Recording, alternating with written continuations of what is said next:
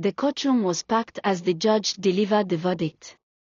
15-year-old Felix Nyako, one of the two teenagers accused of murdering 11-year-old Ismail Mensah Abdullah for ritual purposes, stood before the judge, his eyes cast downward. The case had sent shockwaves through the small town of Kasoa, where the brutal murder took place.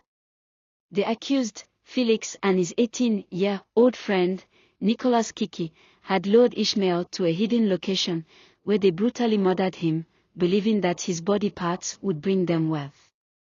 As the judge sentenced Felix to 12 months imprisonment, the courtroom erupted into chaos. Ismail's family and friends wailed in grief, while Felix's family looked on in disbelief.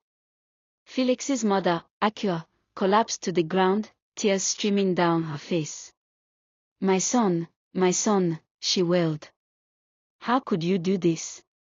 Felix's father, Kwame, stood frozen, his eyes fixed on his son. He had always known that Felix was a troubled child, but he had never imagined that he was capable of such evil. As the court officials led Felix away in handcuffs, Ismail's mother, Hajia Mansa, approached him. You have taken my son away from me, she said, her voice trembling with rage. I hope you rot in prison. Felix looked up, his eyes filled with tears. I'm sorry, he whispered. I didn't know what I was doing. But his words were met with scorn. You're sorry. Hajia Mansa spat. You're sorry. You took my son's life, and now you're sorry. As the scene unfolded, Nicholas Kiki, Felix's accomplice, looked on, his eyes filled with fear. He knew that he would be next to face justice.